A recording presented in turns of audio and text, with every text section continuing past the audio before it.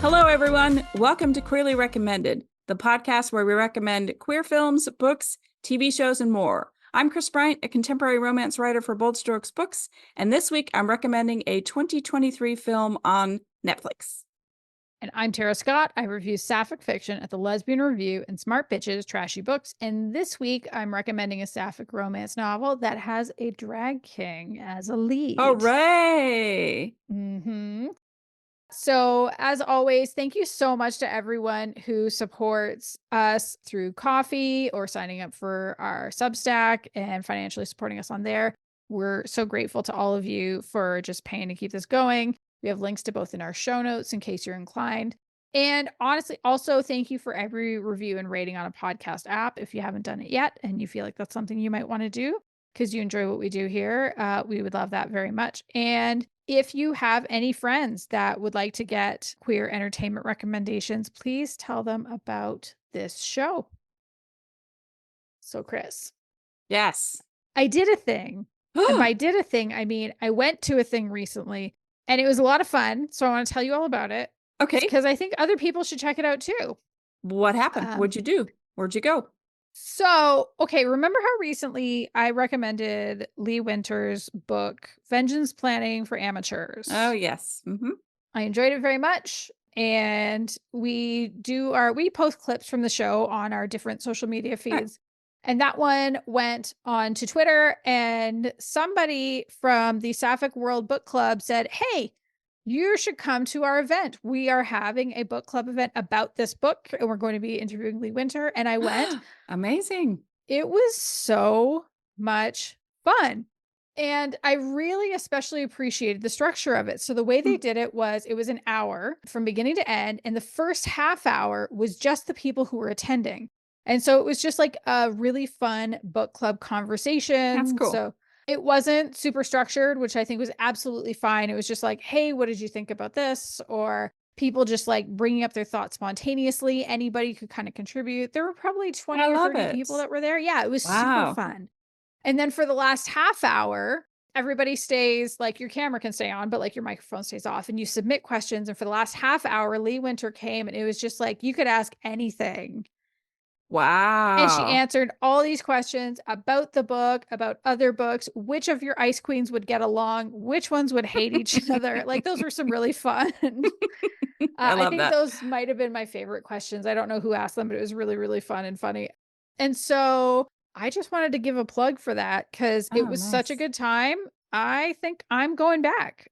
I'm Very cool. I'm curious to see what the next book is going to be. It might be book dependent, if I'm honest with myself, because I would only want to show up if I'd actually read the book. Right. But like, I'm always going to read a Lee Winter book. Who am I kidding? I would never not read that. So that one was, oh, what a perfect first one to show up to. It was just really good. So that's cool. They're on Twitter, so you can just follow them there. You can follow them on Instagram. They also have a closed Facebook group that I tried to sign up for. I don't know if I was approved or not. No, I don't spend very much time on Facebook because I hate Facebook now. I know. I always forget. Oh yeah, Facebook. Ad book. Right. Ad book. Right. Ad book. Suggested post book. Real book. Real. Mm-hmm. Lots of reels. Lots of reels. Yeah, I know. You know, awful. One time I watched a video of somebody getting a fade, and now that's all the reels I see are fades. Which is kind of cool because it is really cool to see the transformation.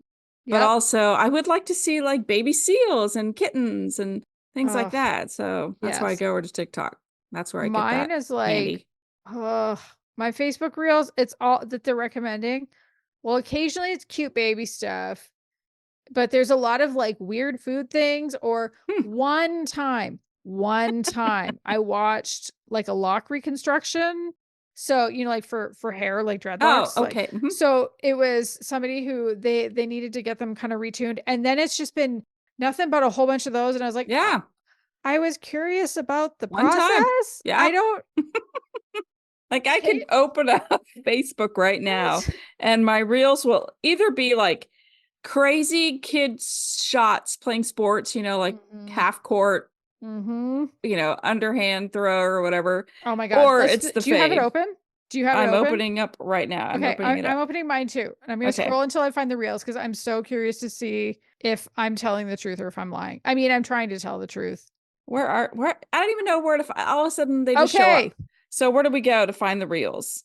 You just got to scroll for a while. Oh, okay. So the first one is, for some reason, it says white boy dreads on it. I'm not sticking with that.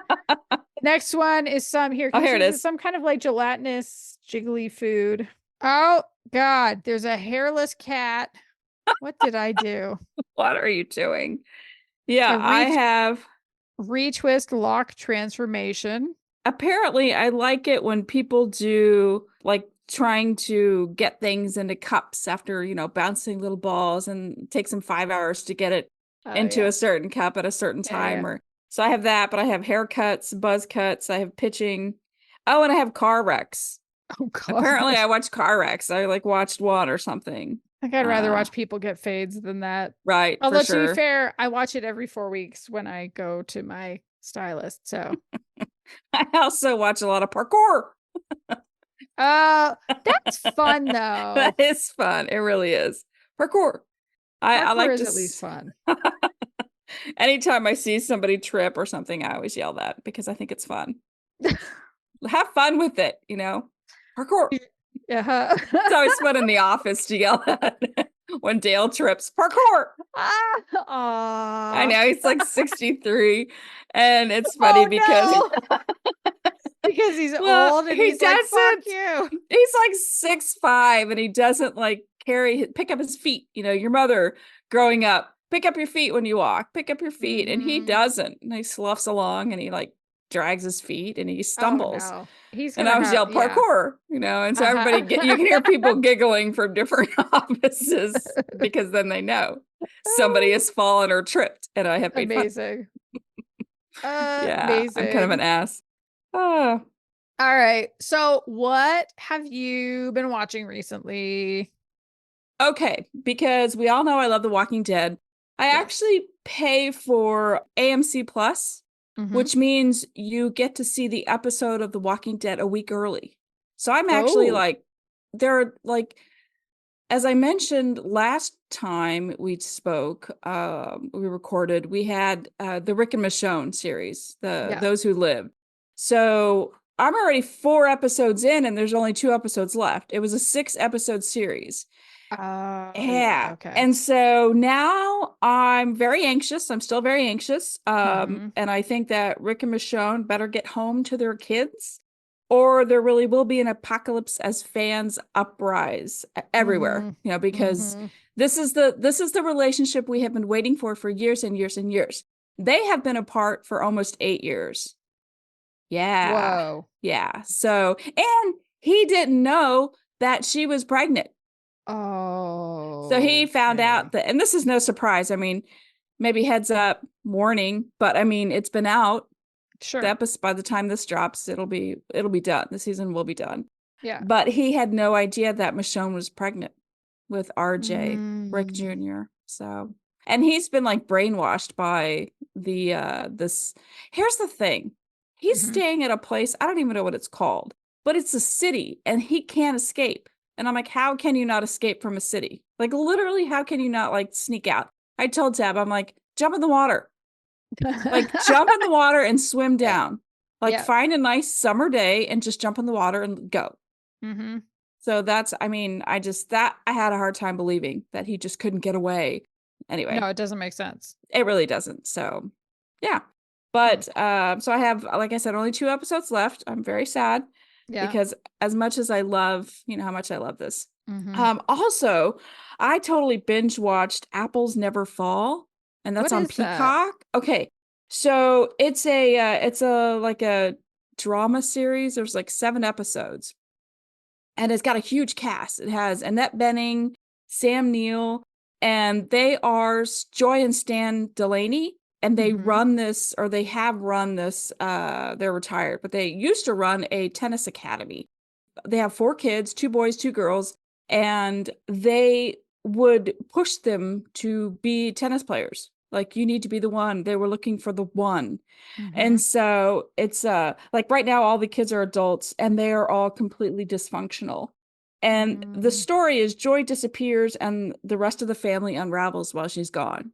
So, Oh. and you think like all these horrible things, it's told in now and then, like now this is what's going on, but this is how they got there and this is what happened and this is how they got there type thing. So the Yeah. whole thing is like Joy disappeared, what happened to her? And just how Okay. quickly family turns on one another. It's whew, there's so much to unpack there. And there is one of the daughters is queer, but Ooh. it was still very unsettling. I mean, it wasn't a good queer storyline, so that's why I'm not Mm. recommending it as an official recommendation. Mhm. But it was enough to keep me interested, like just the Mhm. whole story alone, because I'm like, oh, I just want to know what happens type thing. Yeah. It's one of those. And there it was from a book. So yeah, I don't Okay. know who wrote it, but Did it have a good payoff? yes. Yes, it did. I can't even talk about it, but No, no, no. there's a lot going on. There are so many layers, so many layers. Mhm. So yeah, so I binged that in like the weekend or whatever. Whoa. And also because I was so into Nurses, the Canadian show from my lovely co-host Mhm. up there in Canada, I decided to start The Resident, which is a series down here in the United States. It's really good. I'm on season 2. I'm at the end of it. There's 6 seasons total. Very Hmm. limited queerness, but for some reason I'm on this medical kick right now. And now I'm like Dr. Bryant here. Like I know You everything. start. I can diagnose everything. I am that Uh-huh. good. You're gonna pick up a bunch of Radcliffe's old romances I again am. while I'll be you're like, at it. this is wrong. You can't do that. Yeah, So that's I'm going to right. tell a real doctor, no, that's not right. That can't happen. So, Uh-huh. I'm still being the same jerky self, like how that they would never do that. That can't happen right after surgery. Mhm. But it's entertaining because everybody, like the characters are so vastly different. You know, Mhm. they have made it very obvious what they were doing as far as character placement or character, I don't know, for hire. I don't really know what to call it, but Mhm. it's a good show. I like it. I'm sad that it got canceled, but at least I can prepare myself that it'll be the end after the 6th season. Mhm. Mhm. So, Interesting. yeah. So that is what I'm watching and doing. What about you? What have you been reading, watching, doing, playing? Yes. Okay, so I am still watching the drag races. I think I talked about this a little last time, how funny I find it that like Plain Jane has been so like just reading the queens and just like throwing shade and just throwing these little barbs out Mhm. all the time and how and I was Mhm. talking about how on Untucked she couldn't really handle it. Well, they pulled it into a main episode this past week, which I thought was super Hmm. interesting because again, she's been like trying to make the others doubt themselves. And a couple of them were poking fun at her for being kind of in the bottom of the previous episode. And she flipped out. And it's like, wait, wait, wait, wait. So you can poke at everyone else Right. and you can't take it? Yeah. I thought that was super interesting. But it was a good episode. UK versus the World, I actually think is one of the better of the All Stars seasons in the because it's basically All Stars but like all the franchises around the world. And the talent on it has just been so incredible. I'm a little worried for Marina. What's her last name? I think it's like Marina Summers. So she was from the Philippines series and Mm. she's such she's an incredible dancer. She does these gorgeous looks. The next episode is a roast, and I just don't Oh know if she can no. do a roast challenge because it's a comedy challenge Oh. and it's a really specific type of comedy. Does it translate there? Is it a part of the humor there? I don't know. Like, there's a big tradition of roasts in the UK and in the US, Mm. but I worry that some of the other queens, and especially her, might be disadvantaged by that. And I hope she makes it because she should probably win. She should definitely be in the top 4. Aw, I hope she makes it. I know, me too. But okay. Okay. Okay. So I finished a show and it's your fault and it's Love is Blind season Yes. 6. Yes. Yes. Oh my Right? goodness. A Right? part of me wonders like should I go back and watch seasons 3 through 5 and the rest of me No, thinks I'm probably fine. you're fine. But uh yeah, but you got to see how many couples really did make it. And some of yeah. them are pregnant. Yep. A bunch of them are And pregnant. so it's like the relationships are lasting. Mhm. So that's kind of fun. Something I kind of loved. And I feel like the people who were going to watch this, like, I guess just be warned, we're gonna like, let's just do spoilers. Cause Yeah, also, if you were gonna watch it's it, you over. probably would Yeah, have watched it by now. right. But the reunion episode, there were a couple things that really stood out to It's me. delicious. And the first was that I thought it was super interesting that they called out Sarah Ann did this video that she put on her socials where she basically saying like, leave me alone, because everybody thought she was horrible for multiple valid reasons. Yes. She was awful. But then she was like, look, it's a reality show. It's entertainment. And the Right. way Vanessa Lachey just went into her on that. And then also they brought Trevor on, who I talked about last time, because everybody was like, protect Trevor, because Trevor Save was Trevor. the sweetest. Yeah. And then we all found out he had a girlfriend, and I couldn't believe he showed up. First of all, that's the only thing I'll say to his credit, is he actually showed up. But I'm sure it was like, to save face. I guess. Yeah, for sure. But it was very much like a what the fuck. And so I really appreciated that Nick and Vanessa Lachey were basically saying, if you're going to do this for the wrong reasons, if you're going to fuck around, like, you are messing with people's actual lives, and we will call you out on stage in front of everybody. We will make an example of you. And I really respected that. And he's like, can I go? I know. Nick's like, get out of here. I know. It was so good. And also, like, yeah, get out. Like, can we talk about Vanessa's chest? Sure. I'm talking like the whole thing, like she was like oiled up in something. It just like, it just made her skin just look so beautiful. And I was just so like enamored with it, just because I don't know, like, I mean, it was a lot, there was a lot going on there, but I was just like, she was revealing a lot, and that surprised me. I was not expecting that.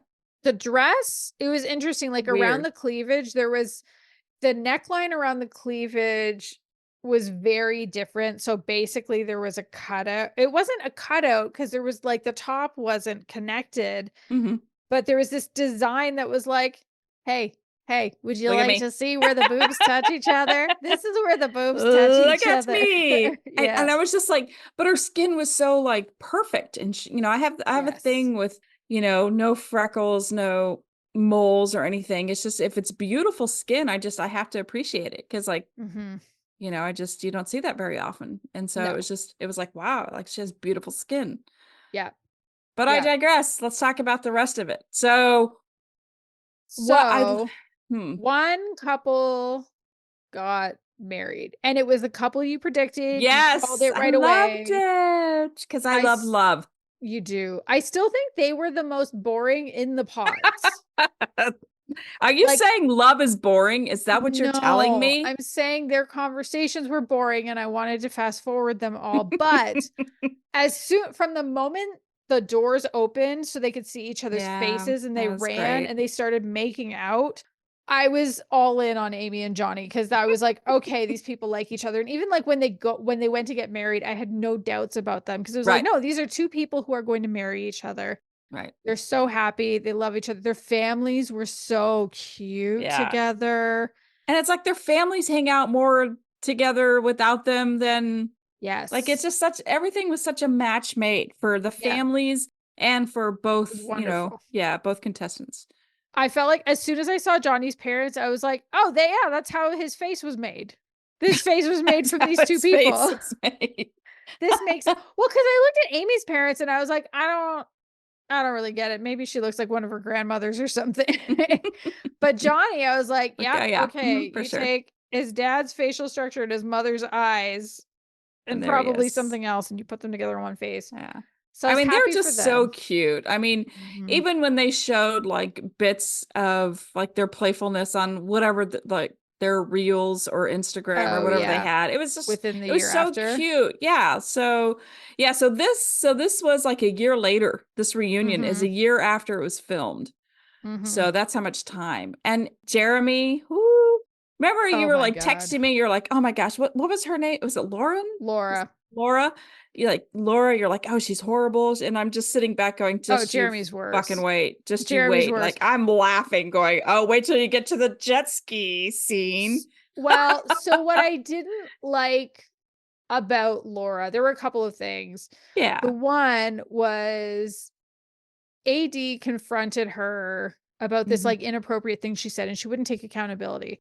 And that kind of sucked. Although then she like made a point of trying to take accountability during the reunion. That was a little weird and uncomfortable. But then she's also at a bar with Jessica, and she's upset because Sarah Ann has texted her man and said, if you ever change your mind. And then Jess is like, well, Jimmy, and maybe I should. And Laura basically encouraged her to do the same thing. Even though she was so mad that Sarah Ann texted Jeremy, she's like, maybe there is a chance for you with Jimmy. Maybe you should go check that out. And I was like, what are you doing? What? Like, there's double standards. Don't you know that? I mean, total double standards. Apparently. Yeah. I did love seeing her tell off Jeremy. That was my favorite. Yeah. That was wonderful. So I can dislike her for one reason and also like her for another reason. That's where I landed for on sure. her. I really appreciated her strength. I mean, she comes across as a very strong woman who at the very beginning, when you were just getting to know her, she was like a no bullshit type person. Yes. And you're like, I can respect that. I didn't realize that it was like bitchiness on a certain level that I'm not familiar with.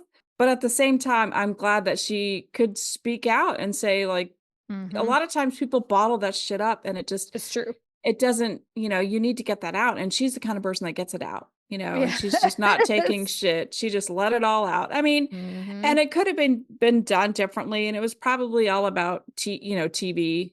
I'm sure that was it. But I mean, the guy was a total jerk, like the biggest jerk. Terrible. He was like unrepentant. He was a big old baby. He was, I agree with her. He should kick rocks with open-toed shoes. Right. And I watched this TikTok, of course, take that for what it is. Yeah. But I kind of fell down the Love is Blind TikTok hole. Oh, yep. And because it happens. And one of his exes back in 2013, 2014, somewhere around there, she was like, he held a gun to her. Like, there was a whole thing about this. Whoa. And she goes on and she's like, she couldn't say his name. She's like, his name is Schmeremy. Schmeremy, so I'll just refer to him as Schmeremy. So, but she has this whole thing about like just how controlling he is. No. And you could kind of see that because like Sarah Ann would always look to him whenever there was a question. Yep. Like, can I answer that, honey? Will you let me please? Like, she's that person, like looking for permission before speaking. Yes. And like, I'm out on that. That's unacceptable. And Laura was not like that, which is also probably part of why it wasn't going to work out. Exactly. And then Chelsea and Jimmy. Ugh. It's Jimmy. Funny. I was watching it and like, I know everybody's like, ugh, Jimmy, but at the same time, between the two of them, like I ended up liking her, but also I understand why he broke up with her. You liked Chelsea? Stop. Sort of. Stop. I didn't love, she was not my favorite. She was awful. I think she's sweet, but I think her downfall was wine. Like, or whatever, martinis or whatever she had. That like, when she would drink, she would pick fights with him. Right. Over nothing. I mean, that part was bullshit. I agree. That part was bullshit. But also, I mean, she was whining about everything. Like when she drinks like one drop, it was an excuse to go ahead for bad behavior. Yes. Oh, I was drinking. It was the martini. It was the wine talking. And I liked her when she was sober was the thing. Like when she was sober, I liked her. But then when she drank, and you're right. And then she would go and she would blame it later. So I didn't like it when she was sober, and she would blame when she was drinking. Right. But like, she seemed like she was fun and more together. And then as soon as she would have that like fucking truth serum. And so apparently they got back together after recording kind of the main season, but then they broke up again because he just really felt like he couldn't trust her. So their big thing for people who haven't watched, and if you're still listening at this point, you haven't watched, you're not planning on watching it, so it's fine. But when they were not on the cameras, at one point, he told her that he had slept with one of his best friends, who is this, because he has friends that are women. And so, but and they were on the show. They showed up they were like the support when they got to meet, the girlfriend. And so, I mean, I looked at these girls and I'm like, okay, he's fucked one or two. Like I could tell, like they were like, I don't know what happened, but I felt like something happened. And then turned out something did happen. I was right. She was drunk and Chelsea threw it in Jimmy's face and on camera. And that was the big thing that broke the trust for him. And I think that's actually a super fair thing because he told her he felt like it was important for her to know that this person who is a big part of his life is somebody he'd slept with, and he wanted to keep everything on the up and up. And he said, I need you to not say this on cameras because I don't think that's fair for her, which is also, again, a fair enough. Like, he's kind of sharing his story, but like, he doesn't want to share somebody else's story on national television. But do you think also that, I mean, she was probably, they're so pretty. You could tell me if you slept with them. I mean, it's Possibly. okay. Well, I feel like apparently the he told her in the, alcohol. I thought at one point it said he told her in the pods, Oh, maybe? I don't know. I can't imagine she would have been okay meeting them knowing that. I feel like that was probably told out. She probably said, "Oh, Yeah, I know that you slept with one of them. You can tell me." I maybe. Well, it feel was, like that seems more logical. I felt like the weirdest part of that fight, and where if I was him, where I probably would have been even more done than the thing that made him done, was that, like, so he went out for a drink, he was gone, he had one drink. He was Yeah, out that for was an hour and a half ridiculous. total, and she's like, "Well, I don't, but partying is too important to you, and I don't wanna be Uh, out with you if you're I gonna be know. partying." And I was like, he went for one drink And because he it was a invited her. friend's Yeah, birthday. Exactly, and birthday. he invited her, and she didn't wanna go, and so for her to Mhm. go on and on and on I about, mean, "I it don't went wanna," on and on and on and on and on. It I was know. unreal.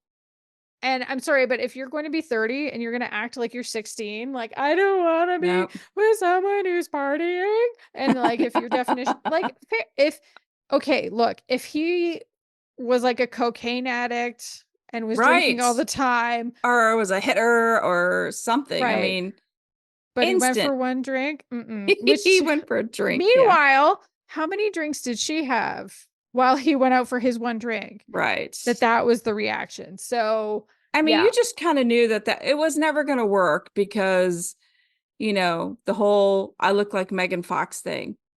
It was never going to work because the minute he saw yeah. her, like he was like staring at the cameras like, Yeah, I what? know. Megan Fox, I know. And then the other couple, AD and Clay. So I was a little heartbroken about the way theirs went Yeah, down me too. because I actually thought he showed such maturity. I don't think he should have done it at the altar. He should have done it before the Right. altar. Hmm. But to say, I don't think I can be a good husband to you right now. I don't think I'm ready to be married, but I want to do the work and I want to be with you while I do the work. And then she's like, well, you're a fucking idiot. And I was like, wait, what? And then it turns out he actually went for therapy, Right. that he had been doing it in the meantime. So that one just made me sad because I thought, like, we should be celebrating his therapy and his self work and trying to deal with his trauma. And I mean, like, some of the stuff we learned about him is fucked up. Like, his Right. dad taking him with him while his dad is cheating on Ah, his mom. Like, you shouldn't bring a kid with you for it's okay, that. son. This is the way that it's okay to behave. Men can do Right? this, women can't. Yeah. Like, don't you want your life partner to work through that trauma and learn how to have healthy relationships? Right. I didn't Yeah. understand that I one. and I really liked AD. I mean, Yes. I feel like that there was still kind of hope at the end. Hmm. Did you kind of pick up on that? Because he's like, yeah, you're still the one for me. And Yeah. then I think Vanessa said, would you still date him? And she kind of covered her mouth and she looked away like, hmm, so I don't know. She seemed almost surprised when he was talking about the work he'd done. And like, I was also really impressed that not only had he gone for therapy, but he talked about like going to multiple therapists to make sure that he found one that was good for him, which to Mm, me is again one of those like, no, this is someone who's taking the process right. seriously. Yeah. So I know, I hope See, they get so back people together. really are in it for love. It's not just Yeah. entertainment. That's why I watch it. Sarah Ann. I know Sarah Ann. Yeah. Yeah. And So that and was can I Liane. say, Yeah. like, do a shout out to Jessica? Can we talk about her? Like, I'm Yeah. like, I don't, she She's going to just be like on she has Perfect Match. resting, yeah, she has like resting bitch face, but she's so beautiful. And it's just like, I want to dislike her, but then she says all the right stuff and then I like her. She's really And sweet. then it's just like, I don't know what to do. I Do I know. like her? Do I not like her? I don't know. I kind of love that she and Chelsea are best friends, even though Yes. both of them dated Jimmy in the pods. Like, Yeah, that's Mm-hmm. yeah. I'm also not That's, gonna lie, I was mildly delighted to hear that Sarah Ann was kicked out of the group chat for yeah. And girls. Jessica did it. See, and that's what I like because Jessica was like very real too. Like Mm-hmm. she did not shy away from anything. She wasn't out to Mm-mm. pick a fight and she didn't like get loud like Laura did. She just No, said, "This is I kicked you out. I did this because of this." So she was because very you're direct. not a girl's girl. Right, you're not a girl's I girl. think was the statement. I was like, okay. So yeah, that was pretty fun. So Love is Blind, I finished that. Yay. And then I read a couple things. I read a graphic Oh, novel. It's called Firebugs by oh, Nino cool. Bulling, who I believe is a German author. Hmm. The art style in it is very interesting. The line work is very flowy, but it's all like black, white, and red. So very, very Hmm. stark look to it. Hmm. The main character is Incan, and they're torn about whether to do some kind of a transition to being like male rather than non-binary. Should they change their name to Henri because the characters are Ooh, French? Henri. Should they get top surgery? Incan has this really lovely supportive partner, Lily, who is a trans woman. Lily is also dating Anya. They're all kind of in like the club scene in Paris, since there's like drugs and stuff. But despite having this kind of good community around Incan, their angst about transitioning is really, really high. And then it's also interesting because their anxiety about their own identity and transitioning actually runs in parallel to anxiety that they have about climate and climate change and, Wow. literal fires on the earth. And Mm. at the same time as Incan is having this angst about fires on the earth, Anya is saying, well, you should just burn down your personality so you can rise again out of the ashes. It's very good. And I do recommend it, especially like if you're looking for more trans representation, if you're looking for stories that don't have neat and simple answers, but definitely like don't expect a happy like there's not a terrible ending to it. It doesn't end with like, Incan going off and harming themselves or anything like that. But I got to the end and I was like, this feels European to me, which is not at all a bad thing. I think I just read so many things from North America that I expect Oh, everything to be tied up in a right. neat bow all the time. And this isn't that. And I Right. think that's a beautiful thing that canon should be celebrated. So yeah, if you like stories that are more complicated, that don't have those neat tied ends, if you want kind of more of that trans experience in a story, and if you're interested in seeing how that can kind of like interplay with angst about the climate, then yeah, this is a great graphic novel. And then I know I keep going on and on, all these things. It's One okay. last We have thing. time. So I read Rachel Lacey's new book cover story, which I believe is released today. And by today, I mean the day the episode is dropping, not even the day that we're recording. Oh, So a week from when we're recording. And so Cover Story is a follow-up to her romance called Stars Collide. You don't have to have read that. I didn't, and I understood this story perfectly well. So I might go check it out though. So it's about Natalie Keene. She's this like really popular Hollywood actress. She's an out lesbian, but she has a problem. no. I know. Her former stalker is getting out of prison soon. Stop. 8 years after he Oh my kidnapped her for a gosh. day. And here's the thing, when he kidnapped her, he didn't do anything horrible, except like there was no Take sexual her free assault will. or anything like that. But yeah, like he took her somewhere for 12 hours. And I mean, I don't think it would be surprising to hear that she has some PTSD after that Right. experience. It was pretty horrible. She has a home that's kind of like a fortress.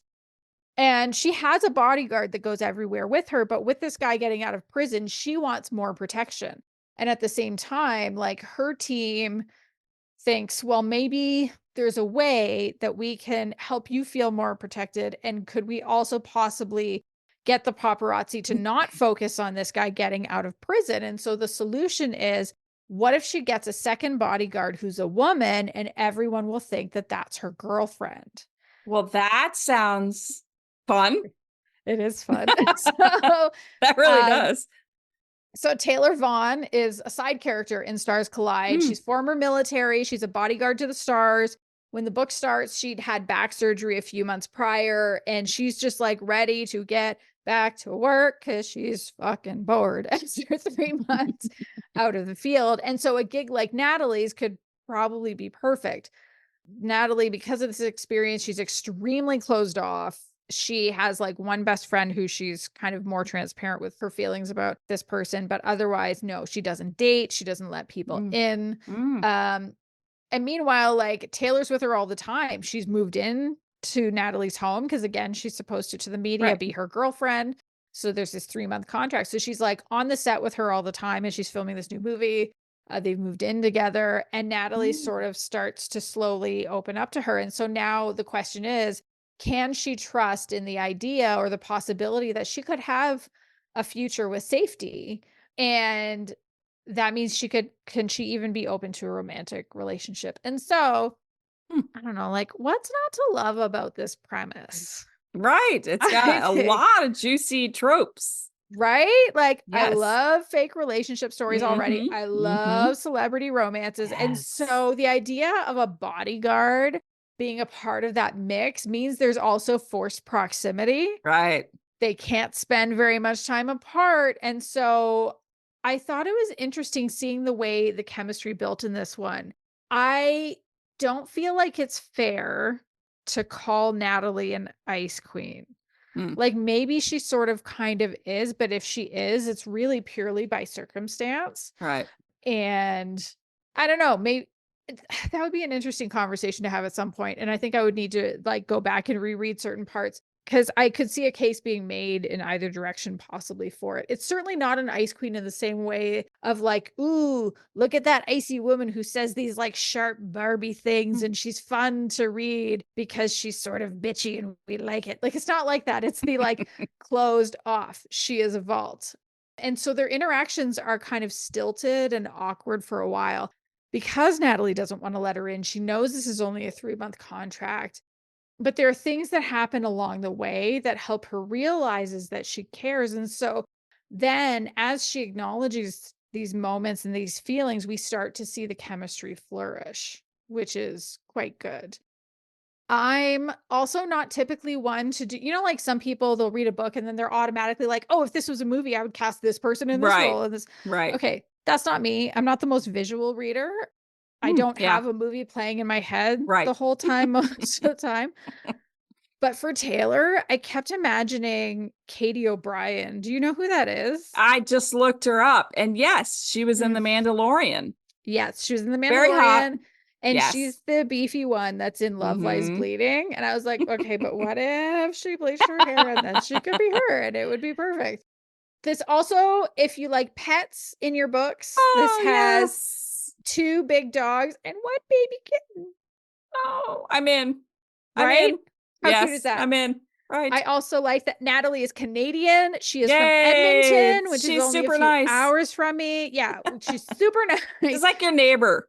Basically. Yeah. The only thing that was weird is at one point, so she's filming in Victoria, British Columbia, I think, or maybe just the island. Yeah, it's gorgeous there, but there was something mentioned about the weather that made it sound like the climate was similar to Edmonton and the climates could not be further apart. I know. Yes, I'm doing British Columbia right now in my book. Ooh. And so I had to study the weather because they go on a hike and I'm like, what's the temperature at this time of day and this time of year? So I had to do stuff like that. So yeah, weather is very important. Yeah, like it's very, very, very dry here and it's very, very, very wet there. So, but I mean, that's of all the complaints I could have, that's like that's the tedious, tidiest. And then the only other note, and I don't think this is a complaint at all. This is just me sharing information that I think could help other people enjoy the book more. So because Natalie had a stalker, I kept waiting for the stalker to come back and do something awful. Because usually romances where there's a stalker in the mix is a romantic suspense. This is not a romantic suspense. It is a romance. And so instead, like, it's not this like, and he's going to come back with a knife or anything like that. We have a character arc that's about dealing with trauma and kind of finally wrapping your arms around a trauma that's years and years old. And I thought that was handled really well. And so I want to go back and read it again, Oh, keeping now that that you in know. mind. Right. Now that Exactly. I know. And so it's like, I apologize if anybody feels like that's spoilery. It's not a real word. Why am I correcting myself? It's all right. We can make it up. It's okay. Spoilery. I like it. Go with it. But I think if you can go in knowing that, you'll be better positioned to appreciate what's there, because what's there is actually like, it's fun, it's engaging, it's lovely. And I definitely recommend this one. Frankly, I Now, almost decided to have 2 official recommendations and then was like, well, that's cheating. So now I'm just cheating by putting this in the what I've read recently section. now keep in mind, there are a lot of readers out there who do like the angsty, oh my gosh, type books. Like they love that. Like the more angst, the Yes. better. And I can't. That's too stressful for me. Like I like having a Yeah. heads up. Yeah. And I do think there's some angst to this, but I also think it's worth, like, I'm basically saying expect a contemporary romance. Don't Right. expect a romantic suspense, which I think is a fair enough. I'm making sure people see the appropriate label. Yeah. Also, some of those romantic suspenses can get gnarly, and I'm not into that either. Yeah, there's no way. I just have to like abandon the book at that point. I mean, it's hard enough for me to watch here's the problem too. Like when you watch movies and shows, especially that have been on for several years, Oh, it's yeah. like, Google, does this person die? Son of a bitch. Why did I Google that? Wait. I know. Kris Bryant, I know. who has been giving me shit for 4 years or longer. It might even predate the podcast. You've been giving me shit for reading Right. ahead in books. Well, to be fair, what I like to do is I'll look up something. Yeah. But then you read something else and you're like, son of a bitch, why did I look that up? Because it spoils something else. It's not like I want to know if this person dies. I just want to go, like what I was doing in The Resident was I was trying to find out, what's her name? Jenna. She was married to Channing Tatum, Jenna Dewan. Oh, yeah. Yeah. So I wanted to know if she was coming back. If she's like, if she was a regular, because she had this kind of relationship with one of the doctors. So then I Google it, like, is she coming back? And then like all this other shit popped up, so I know what happens. And I'm like, son of a bitch. And I'm a speed reader. So it's like I just glance at the page and it's in my head. So it's just kind of like I can't, there's nothing I can do about it. So I know some things, but yeah, I try not to. I don't like to Google it unless it's like super tense and I just can't handle it. So, but that's not romance. That's not romance. That's different. Like romance is always going to have a good ending. Well, listen, I already told you that I stopped doing it after I started taking medication for my ADHD. I love so at that. least we know why now. That's true. Now we know. All right, Kris Bryant, what is your Yes. official recommendation this week? So my official recommendation is Nyad. Yeah. I finally watched the movie, even though I had been fighting it for so long. So truth be told, I'm not an Annette Bening fan, except for The American President. Like every single person here loves. The greatest rom-com ever made. So it was very, very good. I really enjoyed it. She still had a couple scenes in there that I wasn't crazy about, but I still loved the movie. I thought it was really cute, very well done.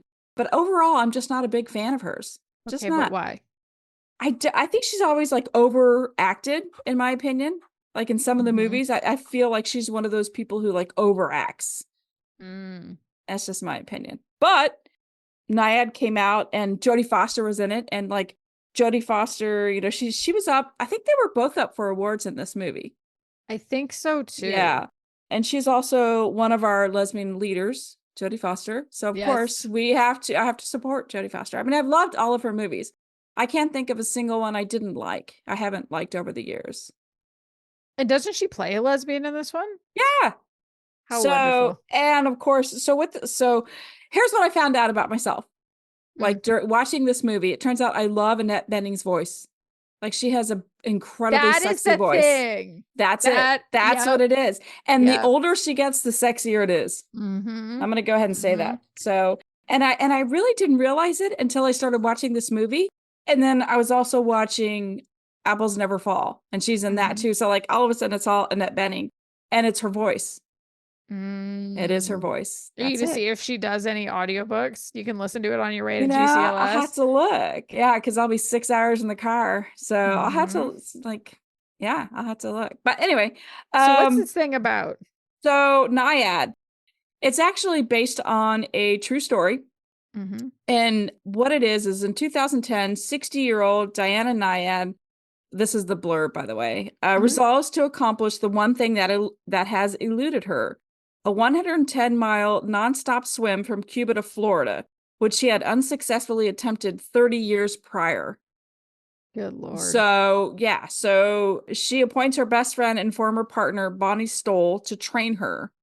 Despite public skepticism because of her age, Diana relocates to Key West with Bonnie to help train. So that's kind of the story.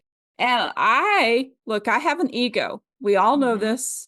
I make fun of myself. We all have egos. Mine's a little inflated. I get it. It's not super big, but it's there.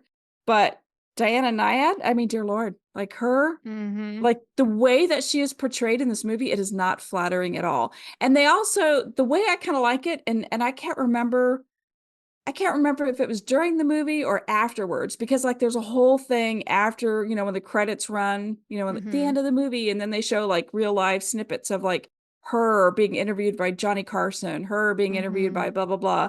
And like, she is just like, she is somebody I would stay away from just because she is so, it's cocky. It's not even overconfident. It's cocky.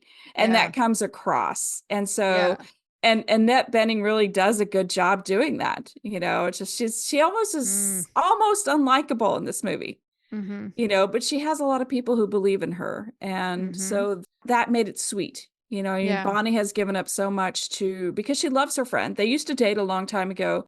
And she really wants her friend to obtain this goal. Like she's had this goal forever and ever. And it took her like 5 times before she was actually able to complete this task. So she didn't actually finish it. She did it when she was like 64. Oh my goodness. Like it was either like storms that caught her off guard, and they had to pull her up. Sometimes she got stung by jellyfish and paralyzed her, and they had to resuscitate her on the boat. I mean, I'm like, I'd give up. Like I can't even swim one length of the pool. I'm not a swimmer. I don't know if you know this about me. Like I am a late in life swimmer. I'm not don't good. worry about it. I never learned properly. Not good. I don't even know how to float. Like I can swim. You will not find either of us at the pool at GCLS. Nope. We're going to be at the bar. Or we're going to be somewhere else, but it's not going to be at the pool. The lounge, the restaurant. Right. Yeah. We are land babies. We are landlocked babies. We really are. It was just never my thing. I think I learned to swim when I was 9. I learned to swim swim and ride a bike when I was 9. That's weird, isn't it? It's old. Yeah. Anyway, so the thing that I liked at the very end, how I was saying that they showed like clips and blah, blah, blah. It's really cool because they have a picture of the real Bonnie and Jodie Foster and the real Diana and Annette Bening, like in a 4 picture. Oh, they got them all together. Really cool. Yeah. So I'm sure that they got a lot of, feedback from them. And that's probably why they're great actors anyway, but to even have that extra bit of knowledge, I'm sure it really elevated their acting. And it was really good. They did a fantastic job. So what do you think were some of the like best parts of the movie or the things that are worth showing up for? Obviously the great acting, Annette Bening's voice, the queerness in it, and sports. There's we love sports. I will watch anything sport related, any movie that has sports. And it's really interesting because I love sports, but I'm not like diehard. But there's something really emotional about sports movies. Like every time Rudy comes on, I'm bawling. I've seen that movie 30 times and I still cry. Like Remember the Titans, same thing. Like it doesn't even matter what the sport is. No, they know how to make it. Victory. It's the team victory. It's the personal like accomplishments. It's just, pushing themselves. It's believing in yourself enough to be able to do something. And sports, I think people just pushing themselves. And you know, we go back in time to like the 1960 Olympics and you see like a figure skater do like a double toe loop and you're like, oh my God, it's the most amazing thing. Good for And now, you him. know, and Yeah. now you look at how far they've come and these Mhm. people push themselves and push themselves physically. And it's just, it's amazing to me. And like to swim 110 is actually 103 mile, but she kind of veered off course. But Oh to yeah. swim 110 miles, I mean, I couldn't even walk that in a year. No. Like, and she does it Yeah. in like, I think it's like 5 days or whatever. But can you imagine that? I mean, your body Yeah. would just be, there's no way. Oh yeah. It's gonna like seize up and she's not gonna move for a week. Right. It's kind of like when you take a dog out of the water and they're still like kicking and swimming. You Yeah. can pull them out. I feel like that would be me, like doing it for that Uh-huh. long. Yeah, you have to really love swimming. You have to really love something more than you love yourself in order to do it. Mm. So do you think So, you feel like that's the draw for this movie? That's like it brings you that feeling? oh, I think so. I think, you know, like I said, we need more sports and it's always good to see lesbians, you know, in sport movies and just queerness, Yes. just queer people in general. And so I finally broke down and saw it and I'm like, why didn't I watch this sooner? Like, why didn't I? It was probably Annette Bening, my Mhm. initial feeling of not really liking her as an actor, but turns out I really do like her. It's one that I meant to watch, and then See? I, forgot, and Netflix stopped showing it as the featured thing when I would Oh sign yeah. into it, and then I forgot it existed. Yep. It's Um, there. And of course, like I watched it right around the time the Academy Awards was out, you know. So then of oh, course I'm yeah. rooting for them. Let's go, get the award, get the award. And like nothing I watched got awards. Like all the movies I Yeah. watched, none of them got awards. And that makes me Yeah. very sad because now I have to watch a whole bunch of movies that aren't queer No, just you so I don't. know. Well, I don't have to, but I like to. I like to try to watch like best pictures. And let me tell you something. Oh, yeah. Oppenheimer, I didn't watch that one because it was so long excuse and me. it looked boring. I tried it twice. I Hmm. tried it twice. I might leave it alone in that case. Yeah, I mean, I'll give it a go a third time because Oh, but there was man. also a movie that won last year. I think it was Everything Everywhere All at Once or something like that. Oh, I liked that one. I couldn't get through that movie. I Uh, tried so hard several times. I might have been stoned at the time. Well, Who can maybe say? I that's mean, what the answer. I don't really do that much anymore, but also there was a while last year. That was how I was able to sit through so many Bollywood movies. You just have an edible and then you're not You getting watch off the it. couch anyway, so a Mhm. 3-hour movie is no problem. Yeah, it's timeless. Yeah. So I Yeah. recommend you try Oppenheimer with an edible and see what Okay. happens. I might do that.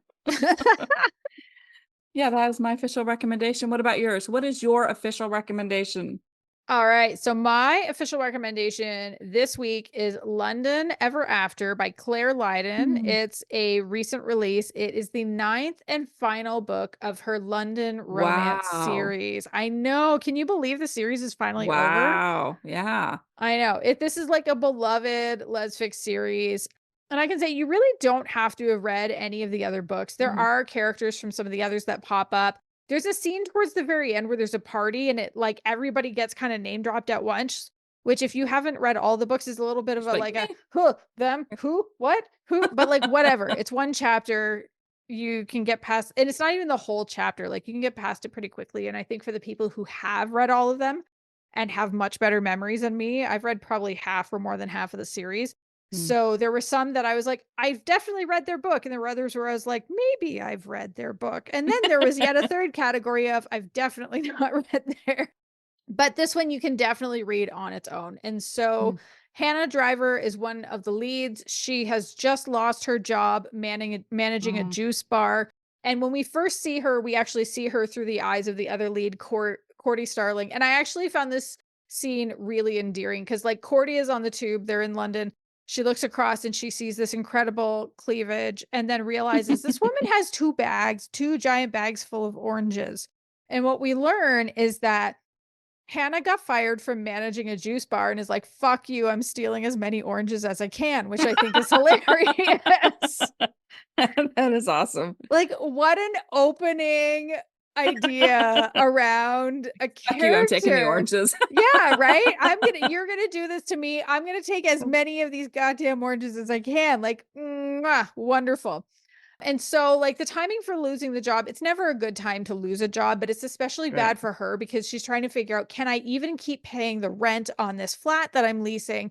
She originally leased it with her girlfriend, but her girlfriend left her like however many months before. And so she's like, well, I don't want to move. I'm definitely not moving back with my family. So even though it's a 1 bedroom, she's like, I'm going to get Oh. a roommate. The one Um, bed.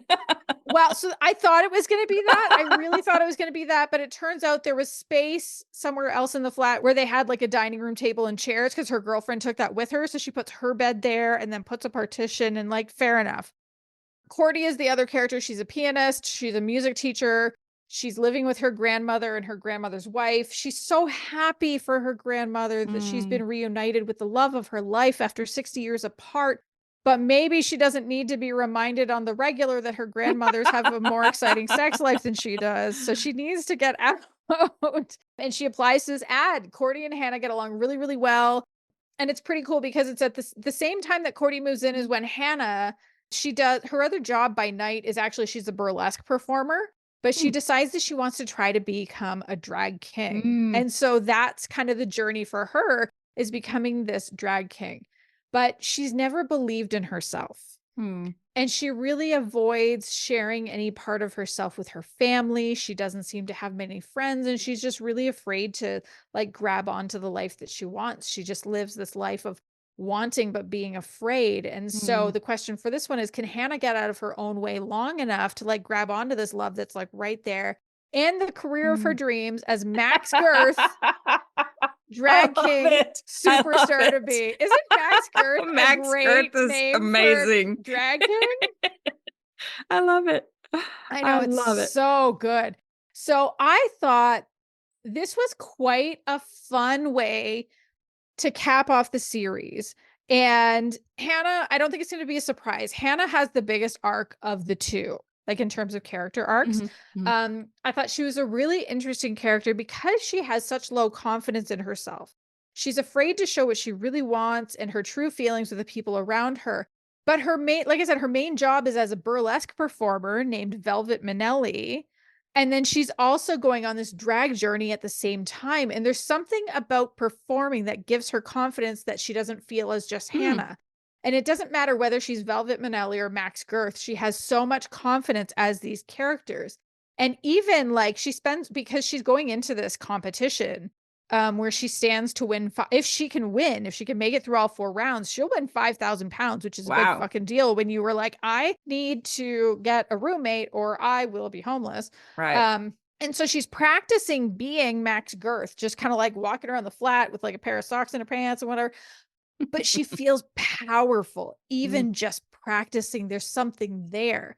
And so it reminded me of there's a bunch of times on Drag Race or in interviews or whatever that RuPaul has said that Oh, people think that when you get into drag that you're like putting on a persona, but actually drag helps you reveal yourself. Like amazing. through drag, you can get to know yourself better because it lets you tap parts of yourself that you weren't able to access before, you were afraid to go for before. And I think we really see that in this story. And I thought it was interesting because at the same time, Hannah is also figuring out her own gender. And Mm. when Hannah is Hannah, she, her pronouns are being used to Mhm. talk about her. When Hannah is in drag as Max, he, him pronouns are being used. So, she, her out of drag, he, him in drag, which is not unlike some of the drag queens like we see on Drag Mhm. Race, where, some of them are he, him, or they, them out of drag, she, her in drag for some of the queens. But Hannah's also trying to figure out her gender.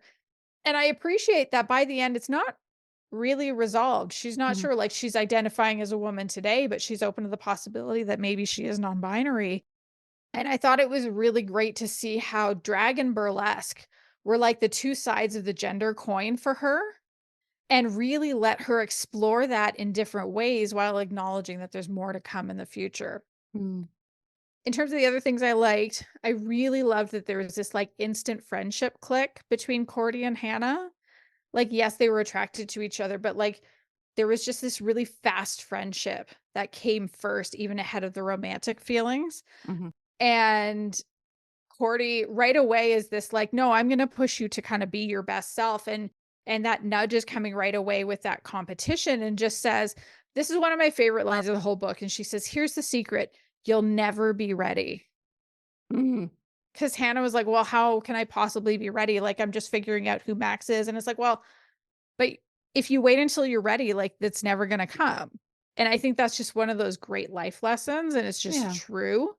I did kind of want to shake the shit out of Hannah at a certain point, though, because when they do start sleeping together, it's more of a friends with benefits situation. Oh.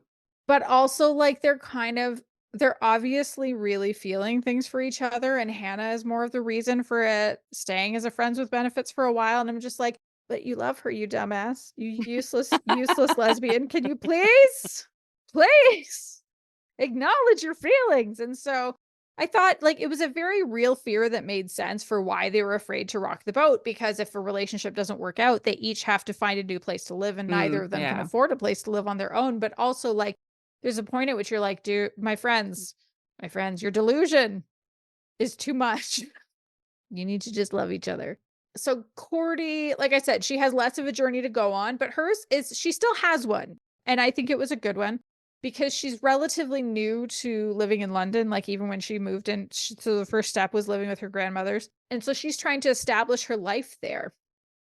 So she's seeking belonging. She's trying to lay roots, and we get to see her do that. One thing that I thought was especially cute and I really loved was that, like, right from the jump, I think it's like the first evening they're hanging out, they want to get to know each other. And so they decide to just share, they would ask each other a question. It's like, tell me 3 things that, and Mm. it's this idea of sharing facts in threes. And sometimes they'll leave each other notes that have lists of 3 things, even until later That's on. And I sweet. just, Yeah. how cute, right? That is sweet. So I love that that's their thing. I'm choosing to believe it's always going to be their thing. I also found it quite funny in spots, and I'm going to try to find this one quote because why did I say it like that? Like a nerd. It's because I'm Great. like in quote. Great. It's because You're stalling. I'm stalling and I'm saying it slowly because I am in my Kindle app. Wow. Here we go. Oh, And so this is getting ready as Max Girth fairly early on, trying to figure out what to do with the facial hair situation, what to paint on or not paint on. And says, do I go full beard or 5 o'clock shadow? Do I keep the mustache? All these choices men have to make on a daily basis. And Cordy says, poor them. It's incredible how they get through the day. I was like, yeah. And also, of course, there are other drag king names, which is a love great it. place for humor. So Max Girth's mentor Love it. is Captain Von Strap and dresses kind of like, from the Von Trapp guy. That is awesome. Yeah. And then the other contestant, who's kind of like the most formidable rival in it, is called Sirloin of Beef, which That A plus to the names for sure. I know, it's great, right? So the story ends, and I'm not telling you how their story ends as much Mhm. as it's actually the recap for the whole series, because it ends with a party. And one of the original couples, I think if they're not in the first book, they're in the second book, but they're moving out of the neighborhood and they're Mm. moving out into kind of like one of the suburbs. They're still in the London area, but they're not in this kind of like central area anymore. And after Mhm. spending 20 years there, they have a couple of kids. They want a bigger yard. It's that next phase of life. And so we see so it's almost like a passing of the torch. Their time is ending in London, but Cordy and Hannah are getting established in their new relationship. They're very happy and they're very loved up in this area. And I just thought it was a really fitting end and a very kind of full circle Oh, moment that's for the sweet. Yeah. series. So London Ever After is it's a happy book. I definitely recommend it as a standalone, but also if anyone is looking for a really great series where a new couple gets together in every book. Also, I recommend the London Romance series. Like I said, I've read about half or more than half. I've enjoyed all the ones I've read. I really should catch up on the rest, and I will at some point. But yeah, check them out because they're wonderful. Sounds like it. that is all for this episode. Thank you so much for joining us as always. If you've enjoyed the show, if you haven't subscribed yet, why not? No, I mean, wherever you listen to your podcast, make sure you do subscribe so you get notified when we release an episode every other Tuesday. Like I said at the beginning, if you have a friend that you think would like the show, please tell them all about it. If you would like to support us, we have the links in our show notes to our coffee, where you can send money, our newsletter sign up on Substack, which you can absolutely sign up for free. That will always remain free. Yay. Or if you want to connect with us on your favorite social media sites, we have links in the show notes for that as well. Or you can just search for Queerly Recommended on most social media sites or email us at podcast@queerlyrecommended.com. Goodbye, everyone. Goodbye.